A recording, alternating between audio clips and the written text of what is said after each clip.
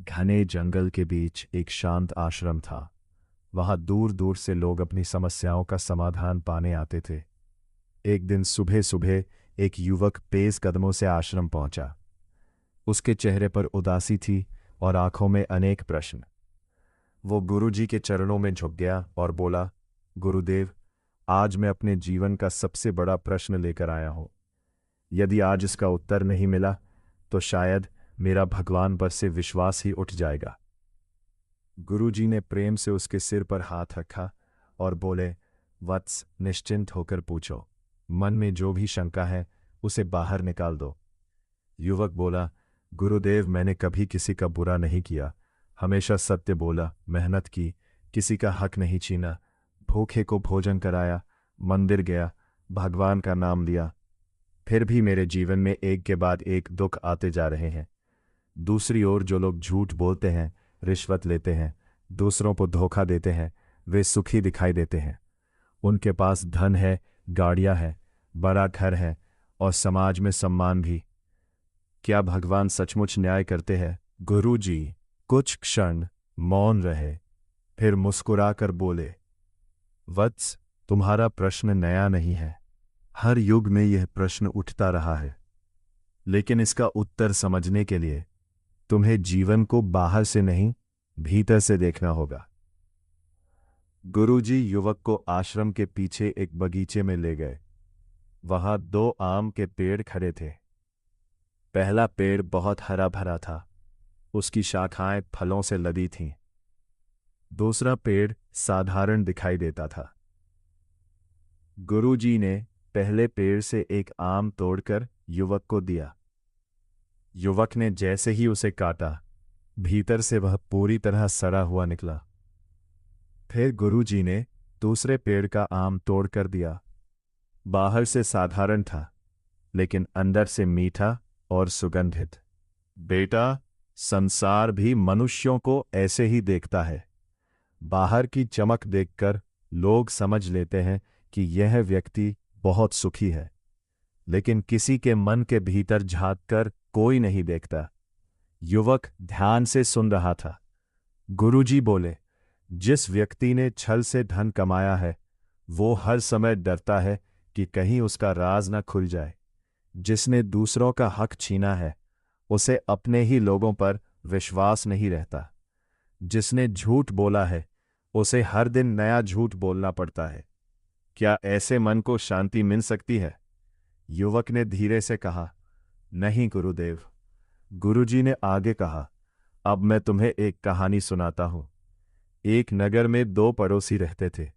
पहला था सेठ हरिदास। उसके पास बड़ी हवेली, नौकर चाकर और अपार धन था, लेकिन उसने वो धन ईमानदारी से नहीं कमाया था। वो गरीबों को ठगता, नकली सामान बेचता और झूठे वादे करता। दूसरा पड़ोसी था रामू। वो एक साधारण बढ़ई था। दिन भर मेहनत करता और जितना मिलता उसी में संतुष्ट रहता। एक रात तेज आंधी आई। सेठ हरिदास पूरी रात अपने खजाने की चिंता में जागता रहा। उसे डर था कि कहीं चोरी न हो जाए। उधर रामू अपने परिवार के साथ चैन की नींद सोता रहा। सुबह गुरुजी ने पूछा, बताओ, वास्तव में अमीर कौन था? युवक बोला, रामू, क्योंकि उसके पास मन की शांति थी। गुरुजी मुस्कुराए, यही तो मैं समझाना चाहता हूं। धन से सुविधा खरीदी जा सकती है, लेकिन शांति नहीं। कुछ देर बाद गुरुजी युवक को नदी किनारे ले गए। उन्होंने एक पत्थर पानी में फेंका। पत्थर तुरंत नीचे डूब गया। फिर उन्होंने एक सूखा पत्ता पानी पर रखा। वो धीरे धीरे बहने लगा। बुरे कर्म पत्थर की तरह होते हैं। शुरुआत में भारी नहीं लगते, लेकिन समय आने पर मनुष्य को नीचे खींच लेते हैं। अच्छे कर्म सूखे पत्ते की तरह होते हैं। कभी कभी कठिनाइयों की लहरें आती हैं, फिर भी वे अंततः सही दिशा में ले जाते हैं। युवक ने पूछा, लेकिन गुरुदेव, अच्छे लोगों को ही परीक्षा क्यों देनी पड़ती है? गुरुजी ने पास रखी सोने की एक छोटी डली उठाई। उन्होंने कहा, क्या तुम जानते हो सोना कैसे कुंदन बनता है? युवक बोला, आग में तपकर। और मिट्टी? उसे कुम्हार चाक पर घुमाता है, थपकी देता है और आग में पकाता है।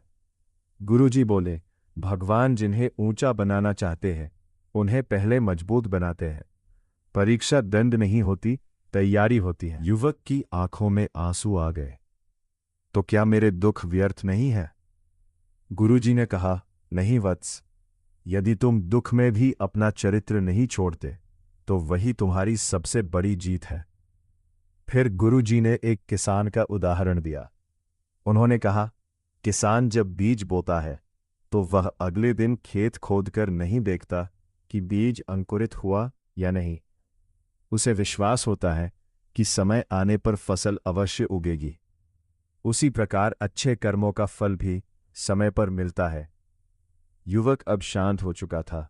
उसने पूछा, गुरुदेव, यदि लोग मेरा मजाक उड़ाए कि ईमानदारी से कुछ नहीं मिलता, तब क्या करूं? दूसरों की हंसी से अपना रास्ता मत बदलो। कावा मोर का नृत्य नहीं समझ सकता। हर व्यक्ति अपनी समझ के अनुसार बोलता है। कुछ महीनों बाद वही युवक फिर आश्रम आया। इस बार उसके चेहरे पर मुस्कान थी। उसने कहा, गुरुदेव, मेरी परेशानियां अभी पूरी तरह समाप्त नहीं हुई, लेकिन अब मैं दुखी नहीं हूं। मुझे समझ आ गया है कि भगवान मुझे छोड़ नहीं रहे, बल्कि मुझे मजबूत बना रहे हैं। गुरुजी ने प्रसन्न होकर कहा, यही ज्ञान है। परिस्थितियां बदलने से पहले दृष्टि बदलती है। जिस दिन दृष्टि बदल जाती है उसी दिन जीवन बदलना शुरू हो जाता है। युवक ने गुरुजी के चरणों में प्रणाम किया। उस दिन के बाद उसने कभी ये शिकायत नहीं की कि अच्छे लोगों के साथ बुरा क्यों होता है। उसे समझ आ गया था कि संसार केवल वर्तमान देखता है, लेकिन भगवान पूरे जीवन और हर कर्म का लेखा जानते हैं। जो व्यक्ति कठिन समय में भी सत्य, ईमानदारी और करुणा का साथ नहीं छोड़ता, वही अंत में सबसे बड़ा विजेता बनता है। कथा की सीख, कभी भी किसी की बाहरी चमक देखकर ये मत मानिए कि वह वास्तव में सुखी है, और अपने दुखों को देखकर ये मत सोचिए कि भगवान ने आपको छोड़ दिया है। अच्छे लोगों की परीक्षा उन्हें तोड़ने के लिए नहीं, बल्कि उन्हें और अधिक मजबूत, धैर्यवान और उज्जवल बनाने के लिए होती है। अंत में सत्य, धैर्य और अच्छे कर्म ही मनुष्य की सबसे बड़ी पूंजी बनते हैं।